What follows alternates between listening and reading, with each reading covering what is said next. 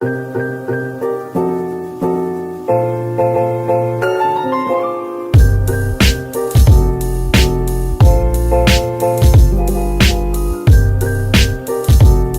up, everybody? Welcome to the first episode of the Groff Show podcast here on YouTube, or those who are listening on Apple Podcasts. I am Jackson Groff. This is my first podcast. Never really done this before, but this was something that I wanted to do back in April, or not back in April. I wanted to do it in April and in May. But when certain events happen to certain people, special events happen to special people, you improvise. And that's what we're doing today. And there's no one else I'd rather have on my first episode than best friends since 5th grade, 6th grade. Well, we weren't really best friends back then. We went to the same church together. And then we grew a bond you just can't break. And now he's a GCU manager, Grand Canyon University, for the basketball team. March Madness, you know the deal. Matthew Huss, what's good, baby? Show the people. Hello. Thank you for having me on. I'm thankful you had me on here for your first episode, and yeah. Oh, you'll be first off, I feel like I'm not wearing the right attire. So let me freaking, I'm saying, like, let's go. Let's go. Yeah. Let's go. Yeah. Beat Iowa, baby. Heck yeah, beat Iowa, baby. So for those people who don't know you, maybe give them like a little insight on who you are, like a little background. Wow. Well, probably most people do not know who I am. But I am my name is Matthew Huss, born and raised in Arizona. Went to high school with JackoSports here, and went to Grand Canyon University, and through some connections, got this job as a manager for the Grand Canyon basketball team. I do just about everything you can think of as a manager, from the dirty stuff like laundry, waters, the stuff no one wants to do. And then also have the opportunity to do some more fun, important stuff along with it when our coaches and other staff need help. And I'm just kind of someone needs something, I do it for them. Nice, dude. So let's flash back a little bit, or okay. Let's actually rewind. I guess flashback, rewind, whatever.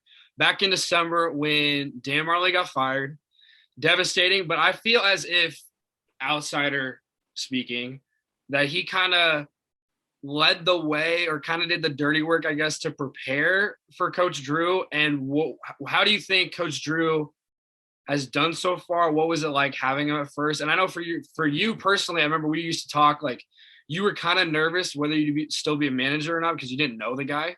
Mm-hmm. And for those who don't know who Bryce Drew is, he's the one who hit the shot, game winner, which I actually didn't know who it was until yesterday, researching him and stuff like that. So, yeah, just kind of talk about how it was switching coaches and stuff back in December.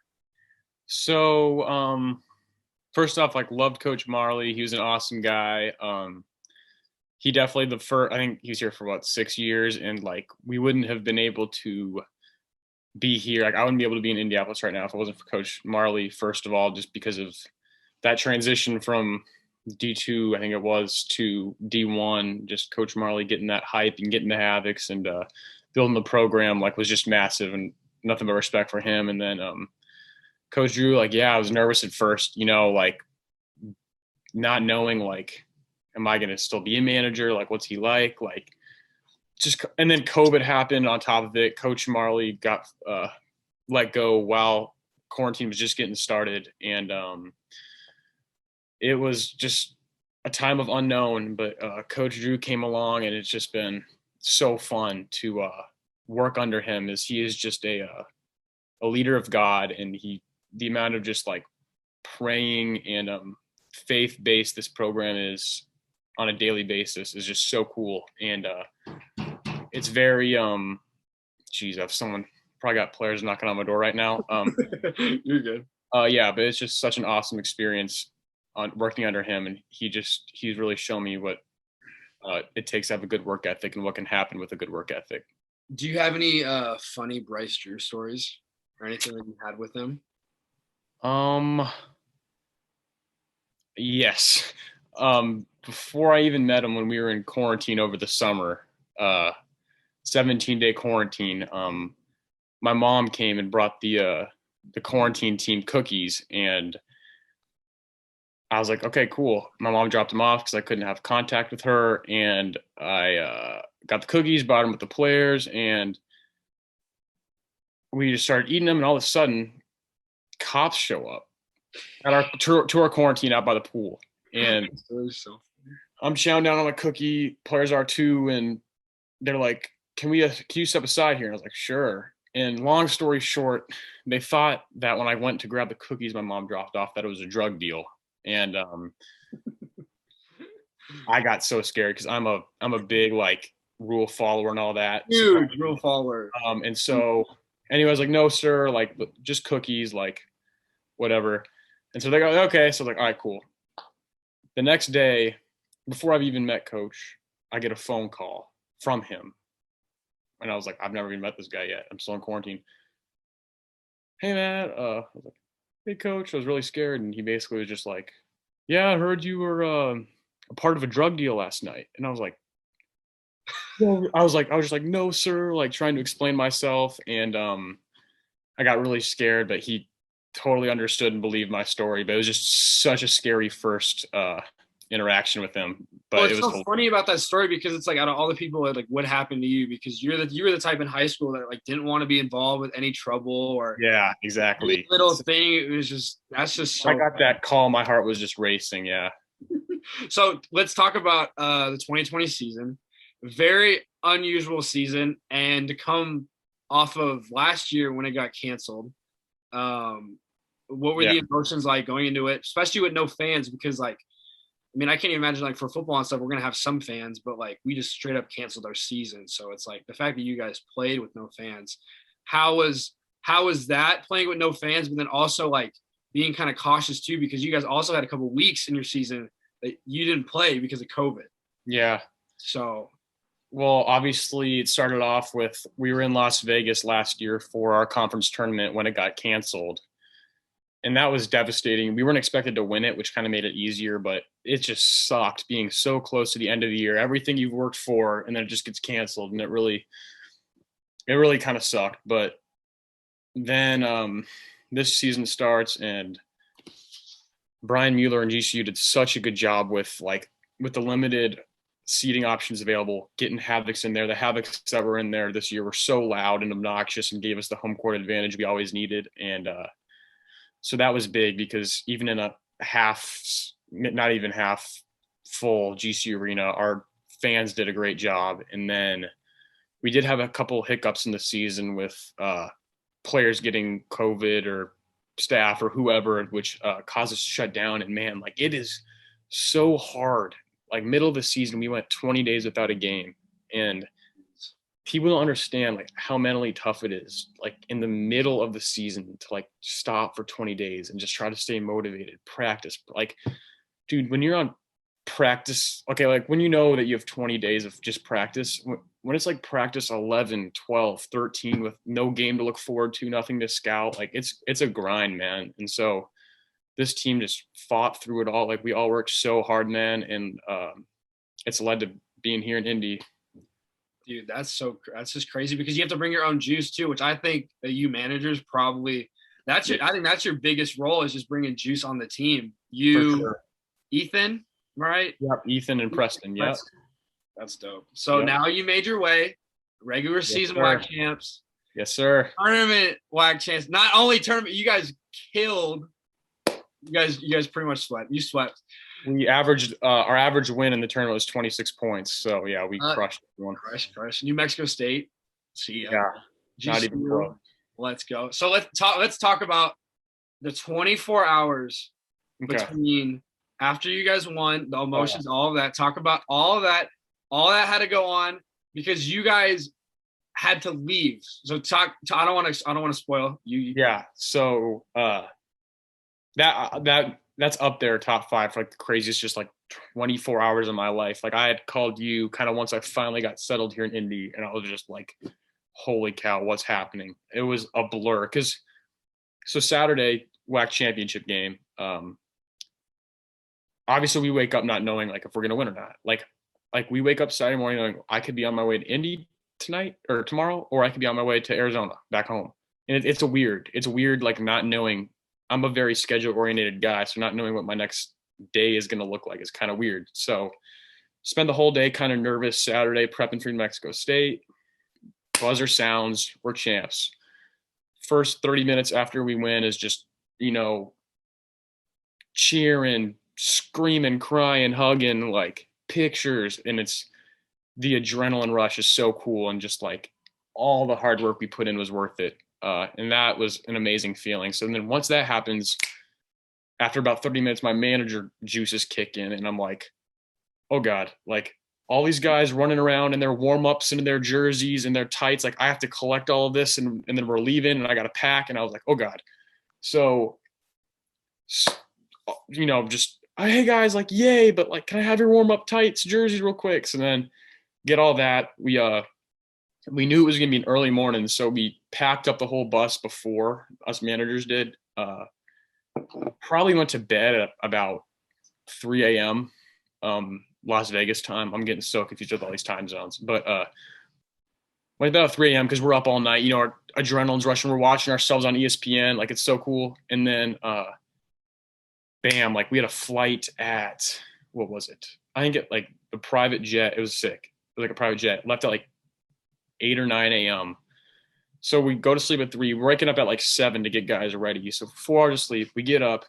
Everyone's got their championship hats and the nets and our shirts, and someone's holding the trophy. And like it was so cool because you pull up to the private jet off with our charter bus. They take all the bags for you, load it up to the plane, which was so cool. And then get on the flight. We're all taking pictures with the trophy and nets and so cool. And then kind of a long flight, probably 4 hours to Indy. So we slept probably 3 of those hours.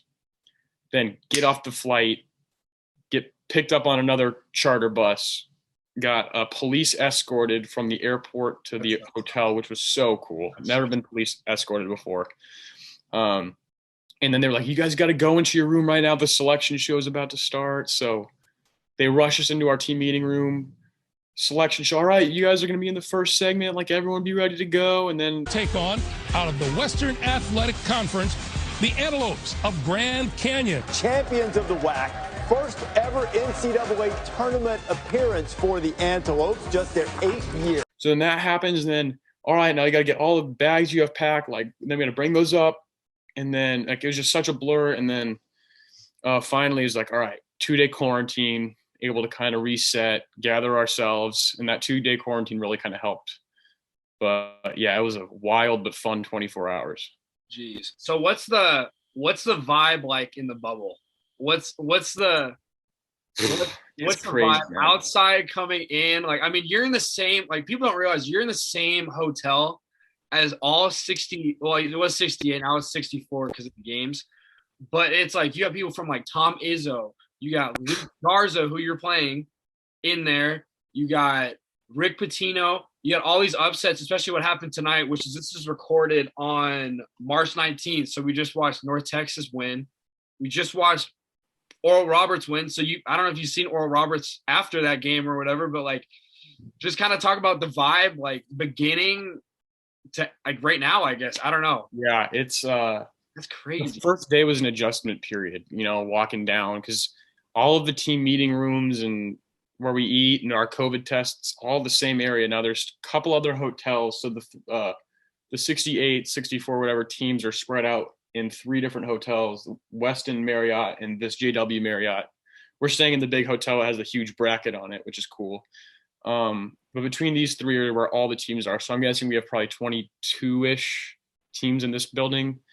But it's an adjustment, man, to just like go downstairs to eat breakfast and you see like Tom Izzo or like Roy Williams and like, I'm not kidding. Like, and it's just so, it's kind of eye-opening and inspiring just to see like, these are just like human beings that like worked hard and got there. Like, they're not like just some thing you see on TV and they're magically good at coaching. No, like they're just a person. And it's inspiring to see that and just know like, okay, like maybe I could do something like that too one day, like they weren't just came down from a different planet to coach, and but it's definitely been an adjustment period for sure to not, fanboy at all or like, oh, there he is, or, but it's such a cool experience. Well, the craziest thing that you told me was because you showed up and you saw Luke Garza like off rip. And you saw Luke Garza. Yeah. Kind of before who you knew you were going to play. Before we knew. Yeah. Yeah. It was like, I went to the bathroom right when we got there. Like I said, right off the police escorted bus, went to the bathroom. I was like, oh crap. Like there's Luka Garza. That's cool. Walk into the room and the Lopes are playing Luka Garza's Iowa Hawkeyes. And I'm like, oh my gosh. Like he's like right over there. Like, that's so crazy. But yeah, that was really cool. Well, it's nuts too because like we've been watching like the NBA bubble. They have a lot of stuff there. There's a lot of good things that happen in the NBA bubble, and there's a lot of bad things. And one of the bad things that people said in the NBA bubble was the food. Mm-hmm. So how was the food? And like during your little quarantine, talk about like what you had to do, because I know they like delivered food to you guys, if I'm correct. And then I think what I've heard from social media, the food's gotten better. Mm-hmm. So definitely the buffet food after quarantine was better than the quarantine meals. And that's kind of naturally how it goes because that stuff's packaged. Probably takes a while for it to get to our rooms. Totally understandable. But it wasn't awful. I've loved the hotel food here just because it's all like they're giving us healthy food because like athletes should be eating healthy. However, people don't realize that college athletes don't eat healthy. They just eat whatever they eat to get their calories in.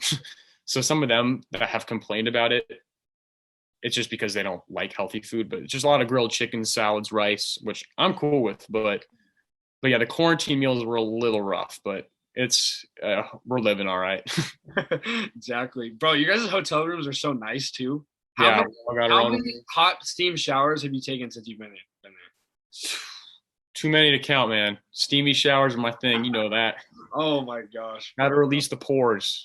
Okay, so what's a typical day in the life in the NCAA bubble? Like, where do you guys go? What's the typical vibe? So basically, it's cool. So how I was saying how there's 3 hotels. Connected to the 3 hotels is this one big convention center, and the convention center has A, B, C, D, E, F, G, H, I, J, K, L. Like it's their letters, but it goes down to like L of just practice courts.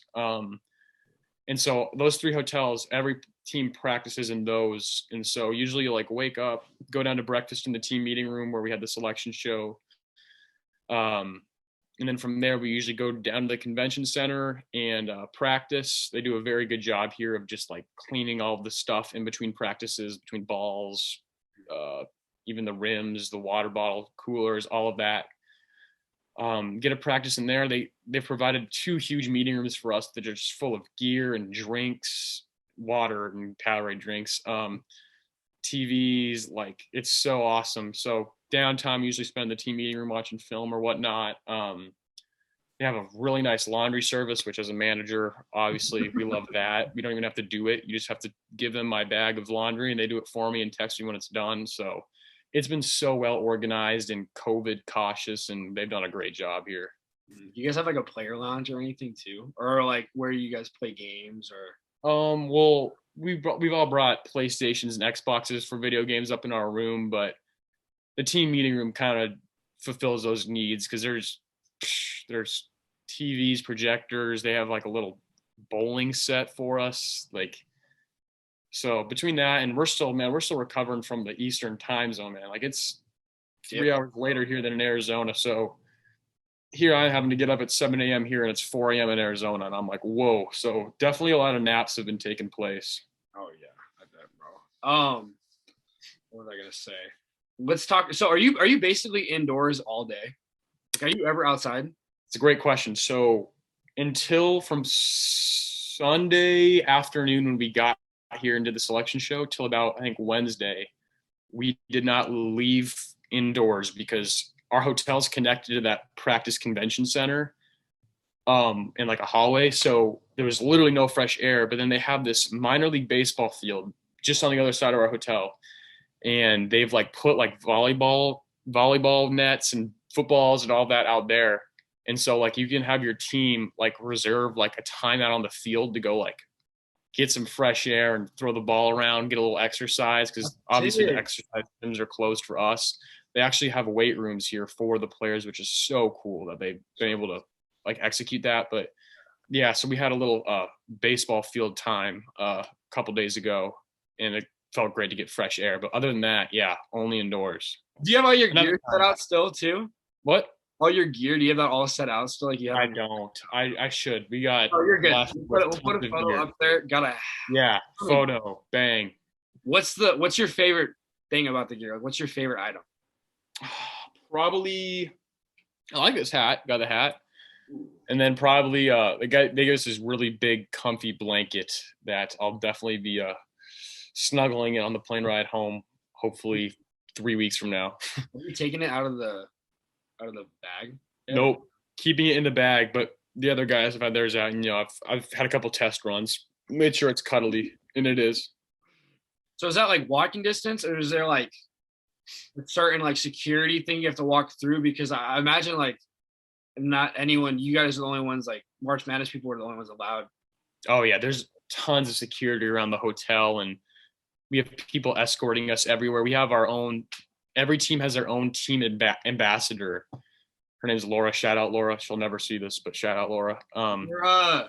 She's so good to us. Whenever I need anything or we need to be taken anywhere, she makes sure we got security or bus or whatever we need. And so it's just so organized, and it's so nice to have a little team mom here for us.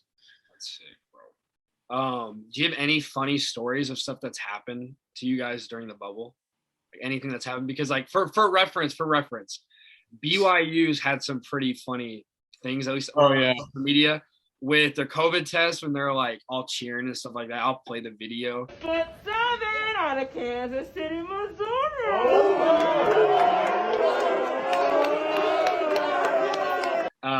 And then like one of the guys got stuck in the elevator. Come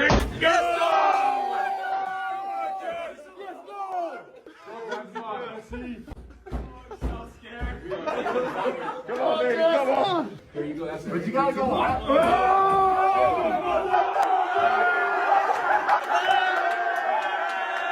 I saw that. Yeah. Bro, that's so scary. Like, have you had any moments like that, or any like weird encounters with like teams and stuff? Or the only thing that has happened, and I won't name names here, but no need. Well, you're just gonna say that all the team meeting rooms are very close, including our opponent, the Iowa Hawkeyes.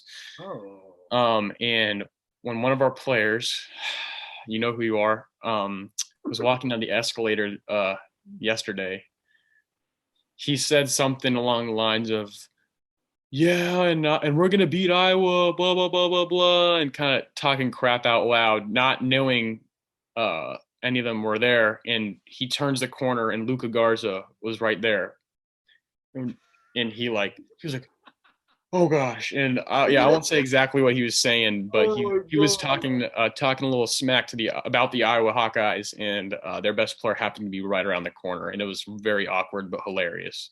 Oh, that's crazy, bro. Yeah, it was. Yeah, jeez. Hopefully, we didn't, put a little spark into them if you heard that, but they're gonna type it up and put it everywhere or something. Hopefully. Yeah, and this. When people watch this, it'll be after the game, so hopefully we won. Yeah, so this is Friday. So have you seen any teams come in at all that have like won, or people that packed? What's funny is after breakfast today, going up the elevator, and some Michigan State guys were in the elevator, and I was like, oh, cool. And I was like, they lost last night. That's awkward. Like, I was like, why are they still here? So yeah, that I saw that, and then I saw UCLA, who beat them. They were practicing next to us this morning. Saw UCLA after their dub, but those are the only two teams I've seen like after a game, because they played last night in the first four, and the other games today.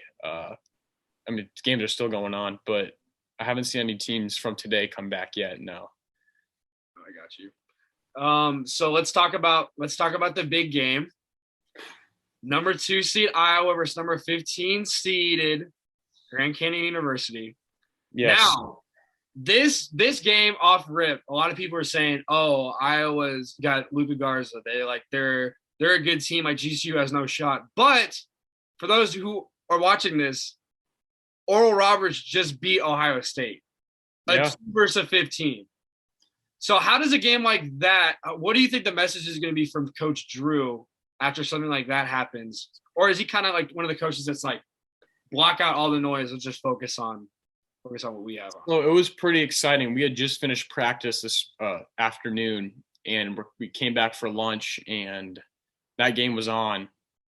And so most of the team, the coaches were in there, and we were all watching it. And obviously, Oral Roberts was representing the 15 seeds, 15 seed here. And when they won, it just kind of like, they gave like a, hey, like this is possible. Like, we can do this. And we even looked up, we're like, has there been any year where like 2 15s have beaten 2 seeds? And I guess it was like 2012, like the year McCollum and Lehigh beat Duke and Norfolk beat Missouri. I believe it was both 2012 or something. But we had looked it up because we're like, crap, like, has 2 15 seeds ever won in the same year? Like, is this bad? Like, overthinking it. But it definitely gave like a sense of like hey, like, this is possible. Like, it gave us a little bit of we already believe in ourselves and like know it's possible. Yeah. But it was just kind of like it's happening. Like, March Madness is happening. 15 seeds are beating 2s. Like, let's do it, fellas.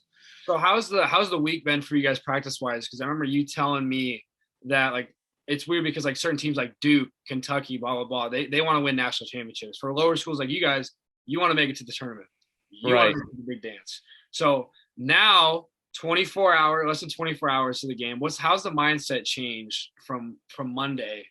Yeah. So Monday and Tuesday were kind of more of like the honeymoon phase of just like, we're here, we're in Indy, like, look at all these big names, this cool place, like, we completed our goal, like, yes, whatever. And then kind of after we got kind of settled in and like that kind of, we won the WAC, kind of chilled out. It was kind of like, okay, like, hold on, like, we can do this. Like, we're a good team. We're here for a reason. And we finally kind of started to lock in. You can tell the guys are locked in and excited and not really feeling any nerves, man. Like, as a 15 seed, like, just go out there, like, play hard. Like, there's no reason to be nervous as a 15 seed. It's Iowa that needs to be nervous of us. So definitely kind of Wednesday, Thursday, Friday has been kind of like a switch, and like, we're kind of getting locked in now. And I'm glad we did, because Monday, Tuesday was just kind of like, we're just happy to be here type. Yeah.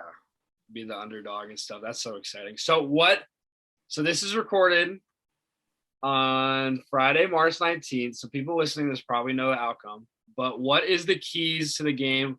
GCU does what well and they win the game? What's the biggest thing? I think it's just play GCU basketball. Don't try, as long as we're not, hey, we're going to try to play like Duke. Like, no, like, we don't have to play like another team to beat Iowa. We just have to be ourselves to the best of our ability. Don't try to do too much. Don't try to force a Cinderella team. Just do what we do. We've worked hard all year. We're here for a reason. And to go out there, have fun, and play GCU basketball. I just think, don't overthink it. Just be us. Dude, I'm excited to watch, bro. But there's one little segment that I want to do.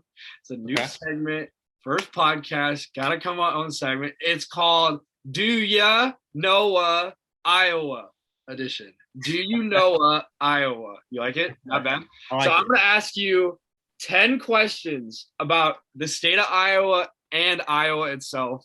This is gonna be bad. And we're gonna see how many questions you get right. All right. Are you ready? Let's do it. Okay, so Iowa was named the 6th most boring state in America. But what are they known for? Like, what's the thing that they're known for? I'll give you a hint. It's like they're known for like a food type. Iowa. Okay, well, let's see. I could do multiple choice if you want me to. If not, what? I can do a multiple choice if you want me to, off the top of my head, but kind of hard. Yeah, do a multiple choice. Okay. All right, we'll go A, pork, B, spinach, C, ravioli, D, corn, E, A-N-E, or A-N-D. Jeez. I just came up with that on the top of my head because I was not expecting to do I'm more. gonna go with. I'm gonna go with pork. Pork? that is right. They're also known for corn too. Okay, well, you said what are they known for, not multiple. Okay, you did. Okay. And at the end, I said both A and E, D. Yeah. I got that right. Can we get a check mark? Ching. Yeah. Little Okay. Yeah. Okay. Next one, no multiple choice. What's their team mascot and what's its name? Like for the team we're playing? Yeah. So like, what's their like? Oh, is it Iowa? Is it a Hawkeye? Like, Yeah, is that yeah, their mascot? Yeah. And then what's the mascot's name?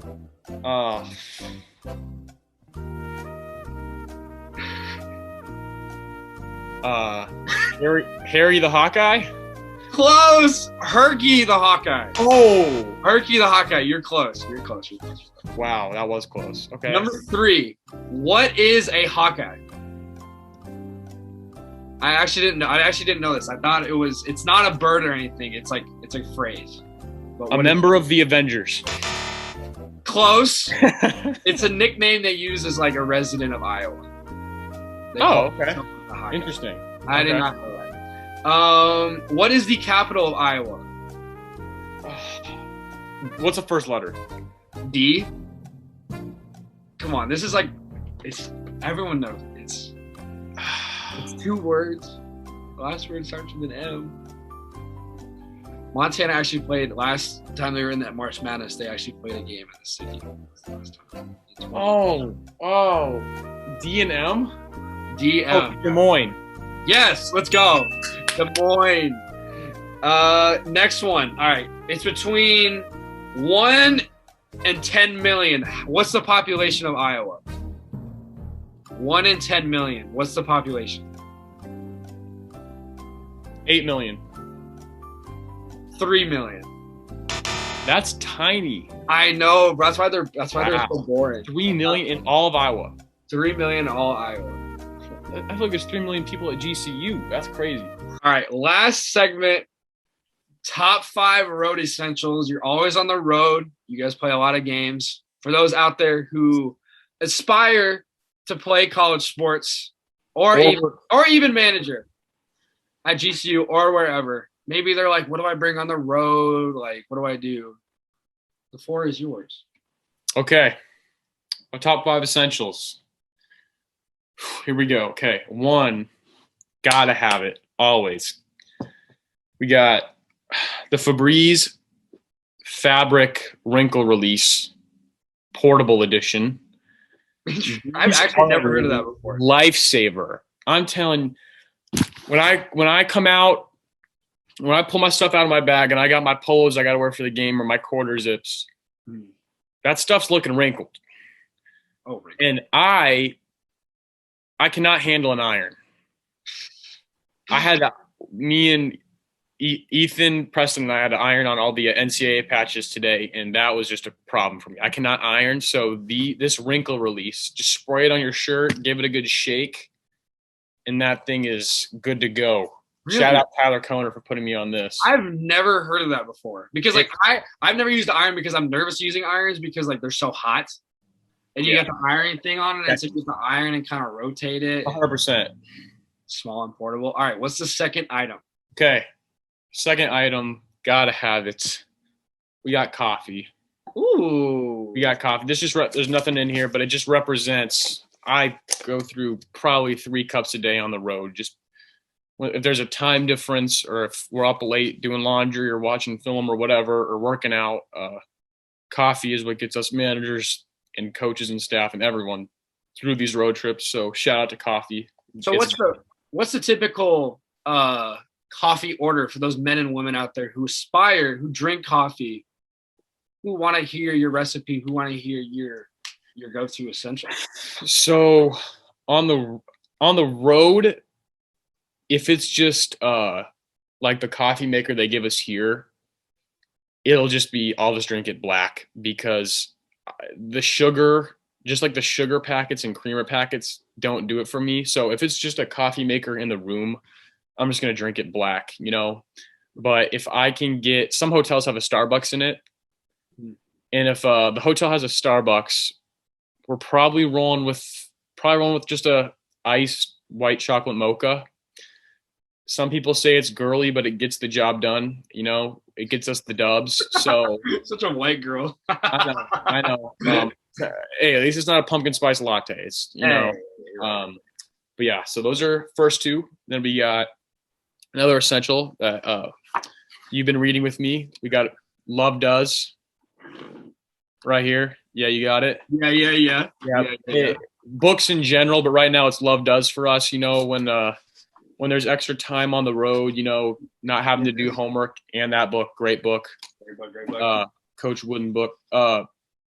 Just kind of reading this or the Bible or that Wooden book. It's just kind of a good mental reset. Gets your mind off the stressful trip or whatever, and kind of refocuses your mind back to the Lord, and just kind of working hard, and just it puts me at a good place of mind. Yeah.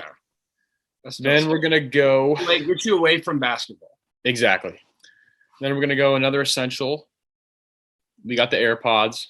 Ooh. AirPods are essential for many different reasons on the road. One, for flights or bus rides, I used to have the over-the-head Beats, but whenever I had the overhead Beats on and I started dozing off to sleep, when I hit the window, it would be it just hurt. You can't rest your head.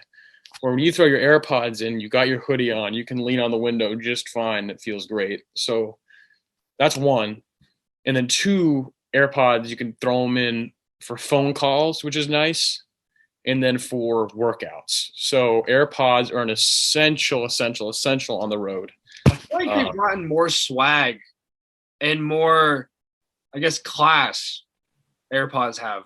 Then, myself, I used to go with the Beats Studios. Yeah, that's what I have. That's what I used to have too. Yeah, those are. Yep. And then the final essential, just added it to the collection.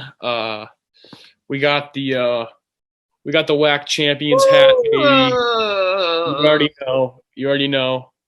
WAC tournament. Yeah. Cut the net. So we're adding that as an essential. We got we made it to the dance too. Oh, we got to put that on there. So this is very near and dear to my heart, because all the people that alongside me that have worked so hard, and this just kind of represents the goal that we've been working for so long. And I'm just so thankful that we were finally able to do it and be here. So I've never cut a net before. Probably never will cut a net before. Was it stressful cutting it? How do you approach the net? How do you cut it so that you can tie it and make it look all pretty? So luckily we had a test run, because we won the WAC regular season at GCU, our last game. Our co-champions. Kind of stinks, but I'll say that. But so we got to cut down nets in the end of the regular season, and so obviously I go last. Totally understand. But I got the scissors, and Preston went before me, and he kept it kept getting caught in the net, and I was like, oh my gosh. But luckily he's lefty, and the scissors, maybe he's just maybe he's just making an excuse, but he said since he was lefty and the scissors were righty, he couldn't do it. But anyway, I had the test run. I figured out you just really got to get the net at the very bottom of the scissor blades, just really chop that thing off. So got it down nice and easy for the regular season. And then in Vegas, when it was really real and there were people there, I was like, okay, can't mess this up. And luckily it was actually kind of cool. I literally got the last piece before the top rings were all down, so I cut it, and then the net fell, and so I was like, yeah. That's so sick. We got to cut off my piece and then put it around the brim in a double knot, and there she is. Hopefully. Oh, one thing I didn't know about is the net will actually start to fray. Apparently you have to burn it or glue it or something. Yeah, you probably have to burn it. That'll probably be better. So that I did not know, and so I need to do that before it completely disintegrates. But yeah, that was a really fun little experience I got to have. Well, bro, I appreciate you doing this. I know it's late there. 8:58 in Montana, so it's probably almost 11. Yep. 11 there. Yep. Appreciate you doing it, bro. Best of luck. Yeah. You guys can catch March Madness. If you guys are watching this still, March Madness on TBS, True TV, TNT, and CBS. They'll be playing tomorrow, March 20th. Do it. And TBS? I believe TBS. One thing is, all my friends or family, they'll be like, hey, like, what channel's your game on? Or like, what time's it at? And like, I'll a lot of times like have no idea. I'm like, Just like I'm gonna be there. I'm never worried about what TV channel it's on. Like, I got front row seats, so like I'm always like, I have no idea. Like, I'll look it up. Like, but I believe TBS. Yeah. Well, I'm excited to see you on TV. Bring the energy. Yes. Be the next Twitter meme. Yeah, I'll do my best. All right, bro. Appreciate you. Thank you guys for watching the podcast, first episode. Watch on YouTube, subscribe, comment, like down below. See who you guys want to have on next. Let me know who you guys want to have on next. Apple Podcast, 5-star. Anything else you want to say? Anything else you want to say before we shut it off? Just go Lopes. Go Lopes. Peace.